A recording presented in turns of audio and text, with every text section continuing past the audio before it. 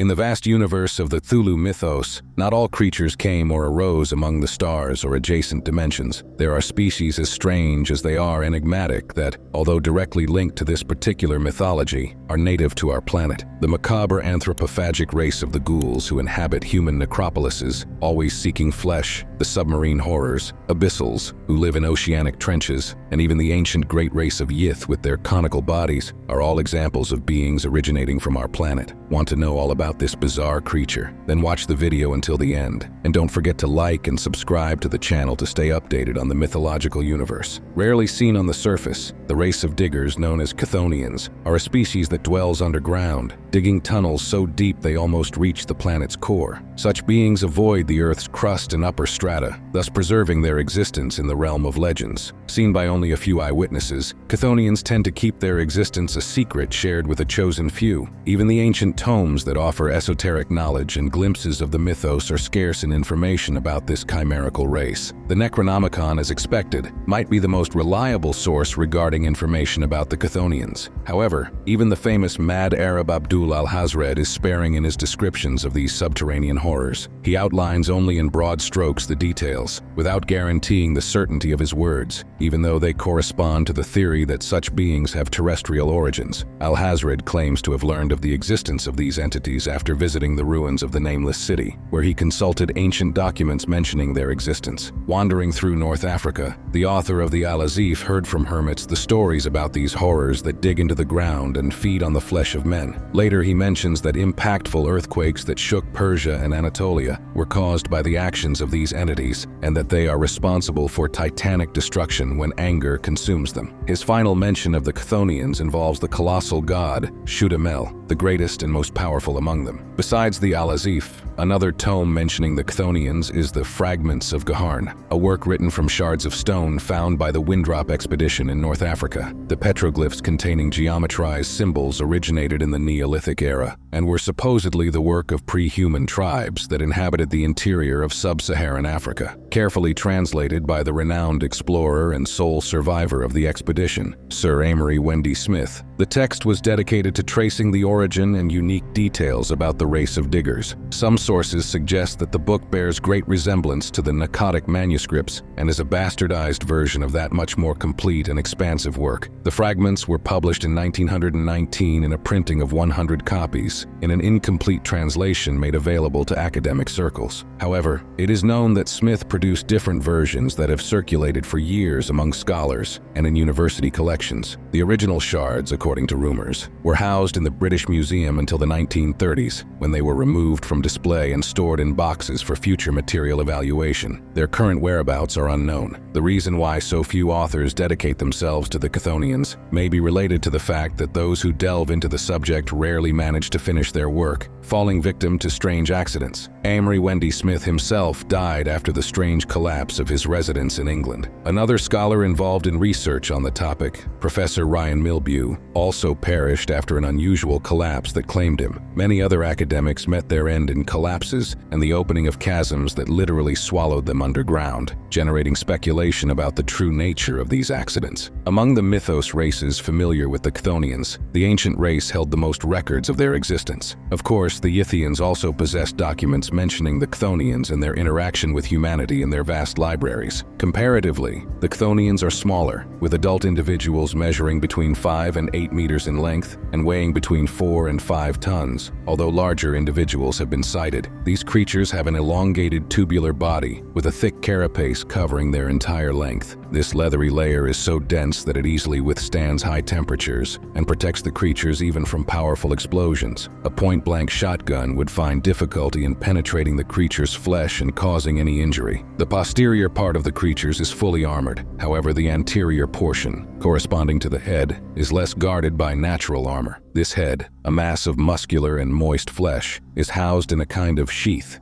From it emerge between 10 and 14 prehensile tentacles that extend up to 6 meters. The tentacles are generally smooth, although some can form suction cups that help the creature grasp and pull objects more easily. The tentacles are incredibly strong, capable of grabbing and lifting a construction beam or bending a 1-inch steel bar. They are the main method of attack for Chthonians, used to tear apart their opponents. Alternatively, they also attack by crushing or capturing targets that are then dragged underground and devoured. The mouth of the Chthonian is a cone-shaped structure located in the center of the head, with a series of serrated bristles acting as teeth. Food pushed through the buccal tube is sliced by these bristles as it slides into the hollow interior. Chthonians are carnivorous, although they may obtain another form of nutrition, possibly from mineral salts in the soil. They seem to take special satisfaction in feeding on human beings and do so whenever possible. Chthonians do not have sensory structures similar to what we know as eyes, nose, or ears, so their perception depends solely on ground vibrations. A member of the species can pick up slight vibrations in the ground and interpret them, recognizing patterns. In addition, their sensory system is enhanced by their latent telepathy, which detects other forms of life within a range of kilometers. The creature's brain, divided into 6 lobes, is protected under several layers of spongy skin designed to absorb impact. The complexity of the cortex is remarkable, possessing 50% more neurons than humans and weighing on average nearly 2.5 kilograms. This brain is the source of the species' telepathic abilities. In addition to projecting a mental voice that establishes communication, an adult Chthonian can access a human's mind and affect it. However, this is a rudimentary interaction, not a form of mind control. Behind the Chthonian's head is a muscular gland that secretes a mineral substance when stimulated by friction. It spreads this substance over its body as it moves, covering itself entirely when it crawls. This substance is responsible for protecting the creature, facilitating its movement, and supposedly enabling the dissolution of minerals through which it can then move. It is not known exactly how this substance works, since samples are nearly impossible to obtain as it disintegrates within seconds of being released from the body. The substance also preserves the Chthonian. Once dead, the gland ceases production, and the entire organism quickly dries up and disintegrates. This explains why the carcasses of such beings are never found. Colonies of these beings are exclusively found underground, extending for kilometers through tunnels and passages that penetrate deep into the earth to unimaginable depths. These colonies are formed by at least half a dozen adult individuals, and usually a few offspring that are zealously protected collectively. Chthonians are not particularly known for their technology. Apparently, they see no need for tools, although some believe that strange devices of titanic dimensions found at the bottom of the sea may have been created by them at some point in the distant past. The mysterious objects supposedly found in the depths of the Baltic Sea in 2012 would be just the latest of these enigmatic items whose purpose remains unknown. A controversial theory is that colonies formed to pay homage to the main deity of the species, Shudde Mell, a colossal Chthonian inhabiting the foundations of the citadel of Gaharn. We know little about their religious customs, but it is conjectured that the god projects psychic emanations that are picked up by other members of the species and interpreted as commands from its will. Shudde Mell would be responsible, among other things, for migrations, determining the mating season, and orchestrating attacks. Periodically, Chthonians pilgrimage to Gaharn for the blessings of their deity. Though nomadic by nature, there are places where colonies settle more frequently, such as the Central Asian Plateau, the plains of Mongolia, the Middle East, and beneath the Andes, all areas prone to seismic instability. One of the most terrifying characteristics of Chthonians involves their ability to cause earthquakes. For centuries, it has been conjectured that the mere movement of these creatures, creating their tunnels, could be enough to cause tremors. These would result from collapses in their tunnels. However, it is possible that they consciously provoke earthquakes with the intention of causing large-scale destruction on the surface. A sufficiently large group of Chthonians can gather with the goal of creating an earthquake, simply by positioning themselves beneath the target area. On these occasions, the creatures often perform a series of calculated movements aimed at impacting specific tectonic plates. The sensitivity of these beings in finding the appropriate plates is remarkable,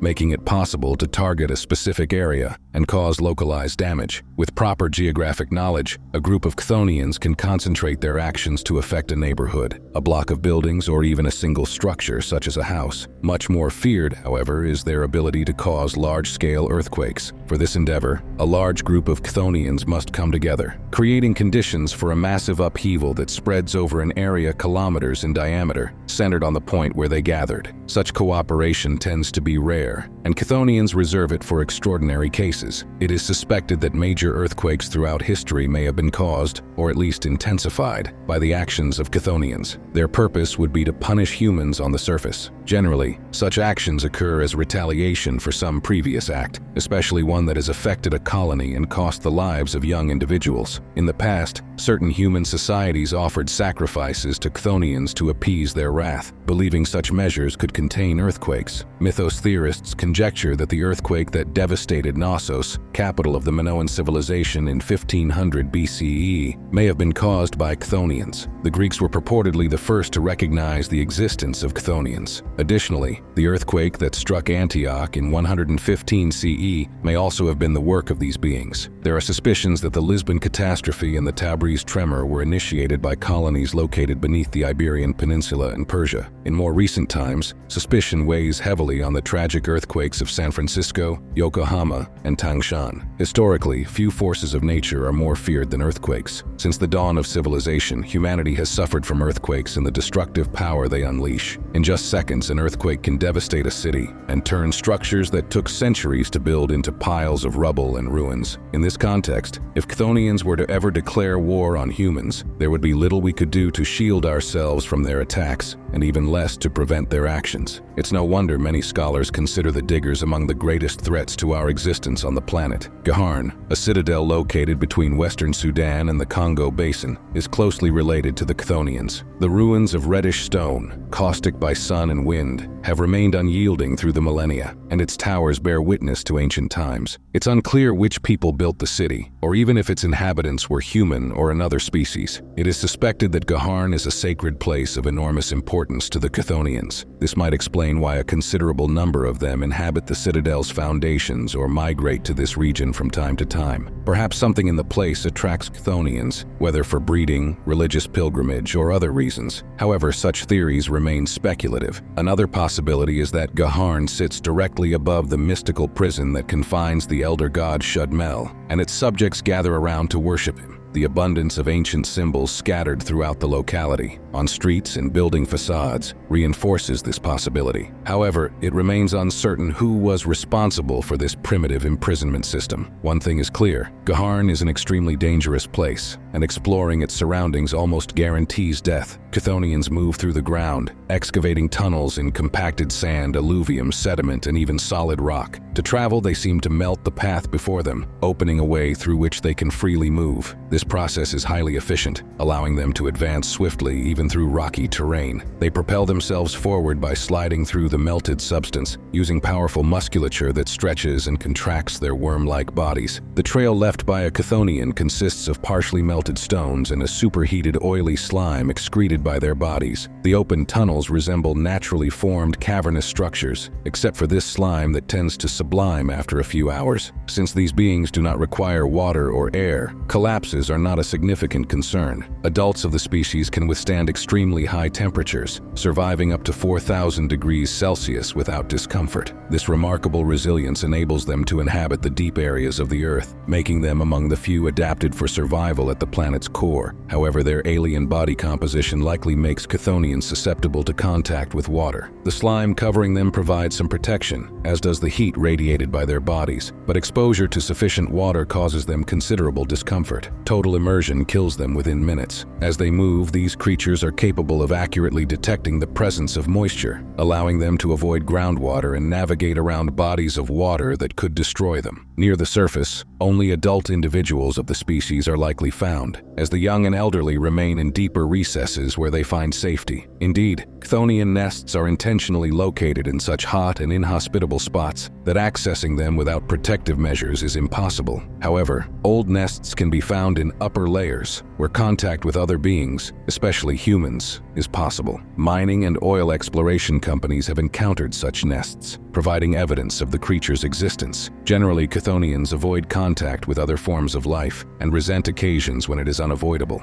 As a race independent from others, they do not view other beings as equals, much less potential allies. This does not preclude some being revered by primitive peoples, treated as deities or earth spirits deserving of sacrifices and attention. In such cases, Chthonians tend to accept the subjugation of humans and any potential benefits it may provide them. As a rule, Chthonians tend to avoid contact with humans when protecting the young of their species, which are considerably more fragile and easily destroyed, as are their eggs. The life cycle of the Ctonics is quite long. The females lay between 3 and 4 eggs, which are deposited in deep nests covered with a silicon-rich slime that solidifies. Since the female only lays eggs once, they are extremely protective of their offspring, violently eliminating threats that approach the nest or pursuing those responsible for touching or stealing their eggs. These eggs resemble perfectly spherical mineral structures with a reddish-brown coloration. An egg, which is 30 centimeters in diameter and 5 centimeters thick in the shell, takes between 35 and 50 years to hatch. During this period, the species female may choose to hibernate in a chamber near where she laid the eggs, patiently waiting for them to hatch. Once the shell is broken, the formed larvae live attached to the mother's back until they develop an outer shell that protects them from the harsh conditions of their habitat, a process that can take between 8 and 15 years. During the period they carry their offspring, females are extremely aggressive and dangerous, even with other Ctonics. Each life cycle is divided into growth stages called instar. There are 4 instars, and each individual that begins life as a larva can live for more than a millennium. A Ctonic has a lifespan of around 800 years, although they can live even longer. Ctonics are extremely intelligent, capable of understanding and interacting with other beings, although they rarely do so. They are not irrational animals, but immensely sophisticated beings. Although their existence is incomprehensible to us, they are social beings, living a life marked by rituals and deep interaction akin to that of a tribe. Nutrition and reproduction are their primary concerns, but protection,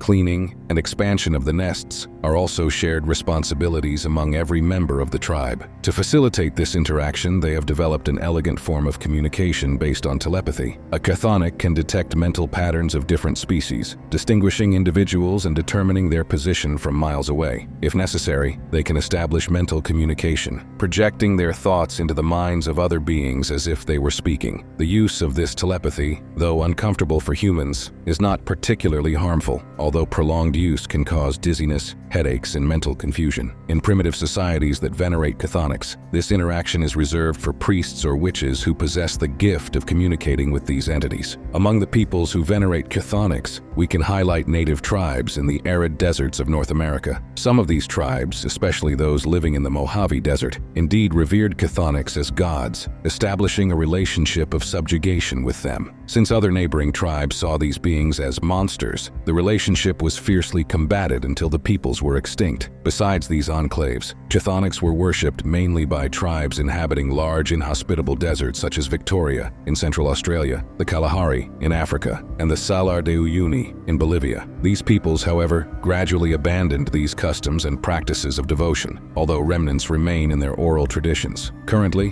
one of the only enclaves of cultists dedicated to Chthonics can be found in the Gobi Desert, Mongolia. In these places, nomadic tribes inhabiting the plains keep alive the old traditions dedicated to the excavators. Generally, rituals dedicated to them involve worship in vast desert spaces, their hunting grounds where sacrifices are offered. In ancient Mongolian traditions, chosen prisoners were released naked in isolated stretches of the desert so that the gods, Chthonics, could hunt them and decide whether to feed on them or not. Similar traditions can be traced among the tribes of Mojave and among Australian Aborigines, where rites of passage involved crossing divine territory. Interestingly, Garni, which for many centuries was the main place of worship for Chthonics on the planet, has ceased to have cults dedicated to them. Today, the ruins remain abandoned, treated by local peoples as a taboo that no one talks about. Despite this, many natives know the legends and fear being attacked by those who come from below. Had you heard of this bizarre creature before? Leave your answer in the comments. If you liked the video, leave your like and subscribe to the channel so you will always receive notifications of new videos. Until next time.